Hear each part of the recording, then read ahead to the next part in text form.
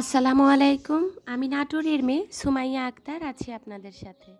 আশা করছি আল্লাহর রহমতে যে যেখান থেকে আমার আজকের ভিডিওটি দেখছেন সবাই সুস্থ আছেন, ভালো আছেন। আমরাও আল্লাহর রহমতে অনেক ভালো আছি। সুখী হতে হলে খুব বেশি কিছুর কিন্তু প্রয়োজন হয় না। আমার সংসারের শুরুর দিকে যখন কিছুই ছিল না, একটু একটু করে সব কিছু নিজের হাতে গড়েছি, তখনও কিন্তু খুব সুখে ছিলাম। আলহামদুলিল্লাহ এখনও ভালো আছি। আসলে আলহামদুলিল্লাহ যার ভেতরে আছে সে সবসময়ই সুখী, এটা হচ্ছে সবচেয়ে সত্যি কথা। যার ভিতরে কোনো শুকরিয়া নেই, যার আকাঙ্ক্ষা অনেক বেশি, তাকে কিন্তু কোনো কিছুতেই আপনি সুখী করতে পারবেন না। আমি প্রকৃতির মাঝে খুব ছোট ছোট বিষয়ে অনেক বেশি খুশি হয়ে যাই, আর এটাতেই আমার মনে হয় অনেক বেশি শান্তি তৃপ্তি আছে, যেটা আপনি অনেক বড় কিছু পেলেও হয়তো পাবেন না।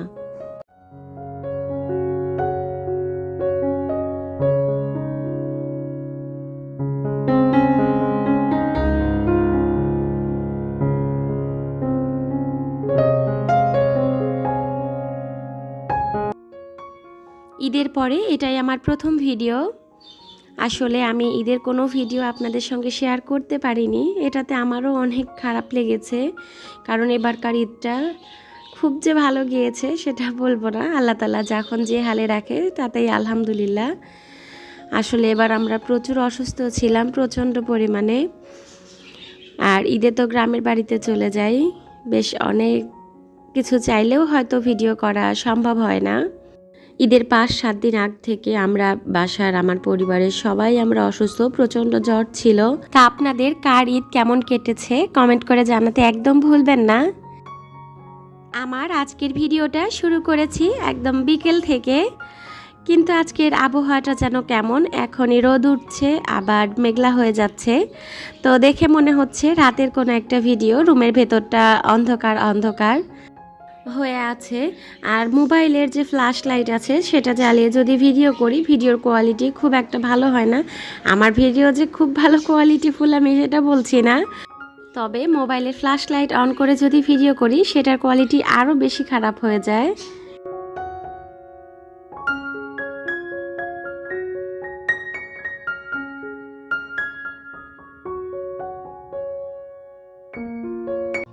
এইদিকে বাবুরা দুপুরবেলা ঘুমিয়েছিল, ঘুম থেকে উঠে গিয়েছে, আমি বিছানাটা গুছিয়ে নিচ্ছি। আসলে সারাদিনে কতবার যে বিছানাটা গোছাতে হয় তার তো কোনো হিসেব নেই।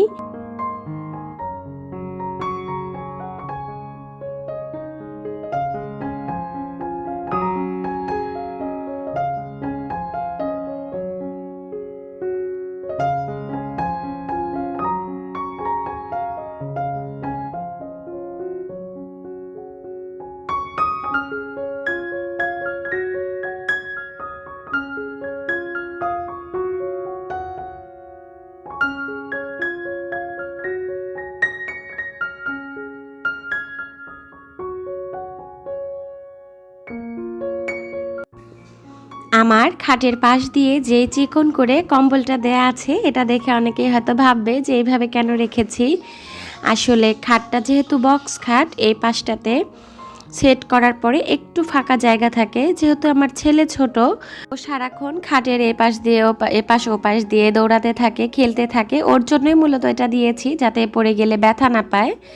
আমার মেয়ে যখন ছোট ছিল তখনও এরকমভাবে রেখেছিলাম, কারণ ছোট বাচ্চা থাকলে হয় কি অনেক কিছুই দেখা যায় মনের মতো করে সাজানো যায় না, অনেক কিছু ভেবে চিন্তে মাথায় রেখে কিন্তু কাজ করতে হয়।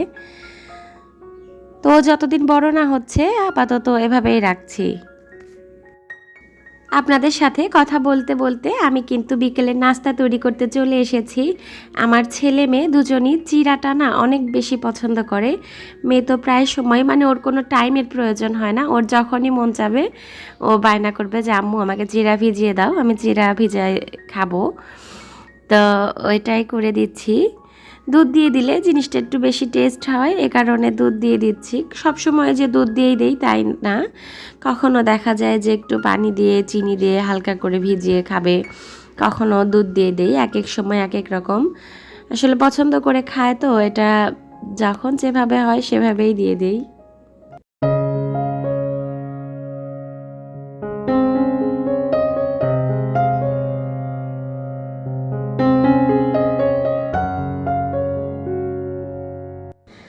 বাচ্চাদের সামনে যে কোনো খাবার সুন্দর করে পরিবেশন করলে ওরা সেটা খাওয়াতে অনেক বেশি আগ্রহী হয়। তো আমি সব সময় চেষ্টা করি যে সুন্দর করে যে কোনো একটা জিনিস খাবার যদি রান্না করি ওদের সামনে সুন্দর করে পরিবেশন করার। সব সময় যে হয় সেটা না, তবে ম্যাক্সিমাম সময়ই চেষ্টা করি যে সুন্দর করে ওদেরকে দিব, খুব আগ্রহ নিয়ে তখন খেতে আসে। এটার জন্যই মূলত একটু কষ্ট করি যে একটু আমার সময় যাচ্ছে, তবে ওরা আগ্রহ নিয়ে খাচ্ছে, এটাতে কিন্তু অনেক বেশি ভালো লাগে।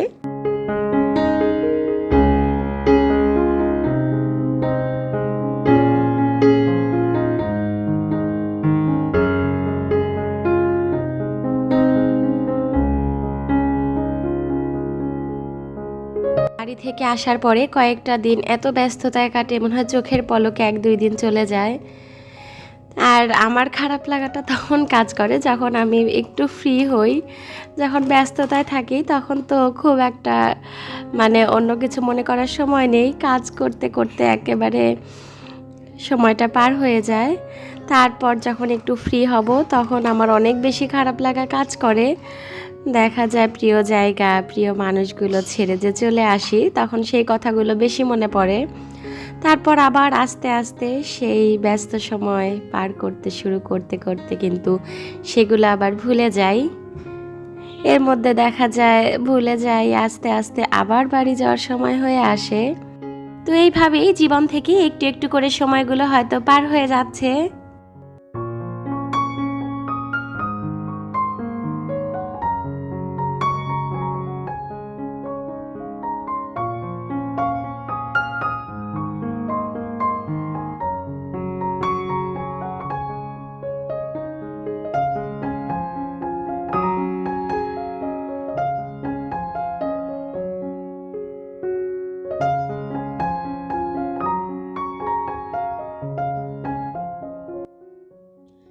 এইদিকে ছাদ থেকে কাপড় উঠিয়ে এনেছি, এগুলো ধুয়ে দিয়েছিলাম।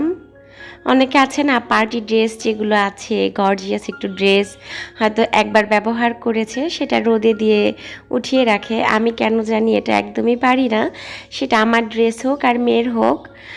যদি একবার পরে আমি যতক্ষণ না ধুবো আমার শান্তি নেই। ধুয়ে রোদে শুকিয়ে তারপরে উঠিয়ে রাখি।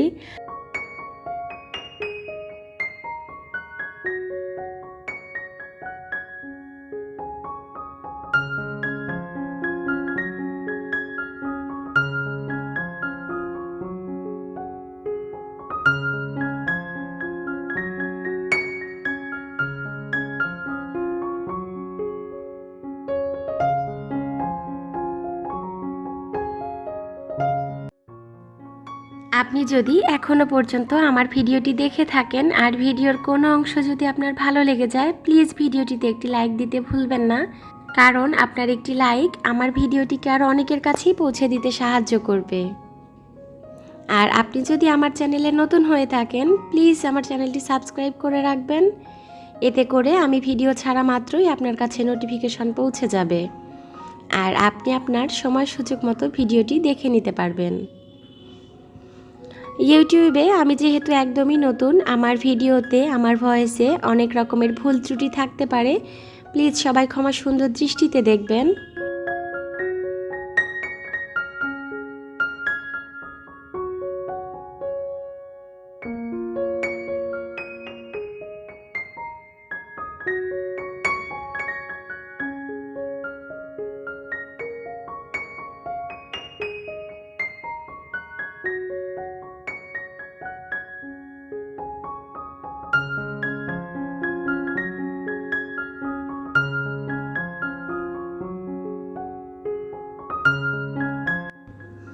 আপনাদের সঙ্গে কথা বলতে বলতে অনেকটা সময় কিন্তু পার হয়ে গিয়েছে।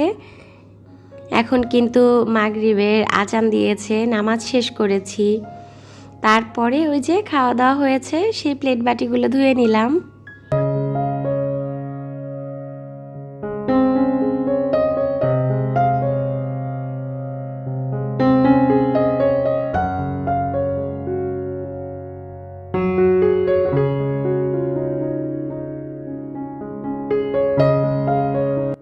এইদিকে আমার সিঙ্কের অবস্থা দেখেন, একটুও কিন্তু ময়লা নেই, তবুও পানিগুলো যেতে চাচ্ছে না।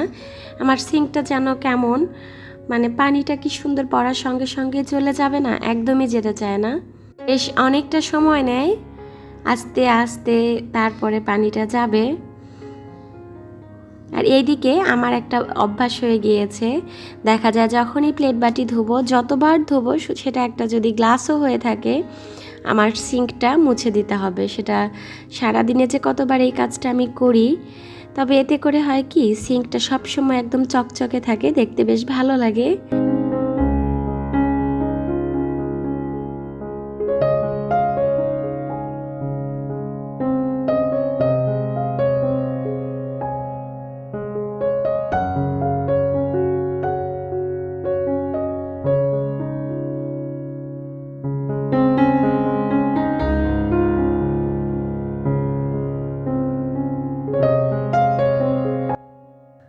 আজকের মতো আমি এখানেই বিদায় নিচ্ছি। দেখা হবে নেক্সট ভিডিওতে ইনশাআল্লাহ। সে পর্যন্ত সবাই সুস্থ থাকবেন, ভালো থাকবেন।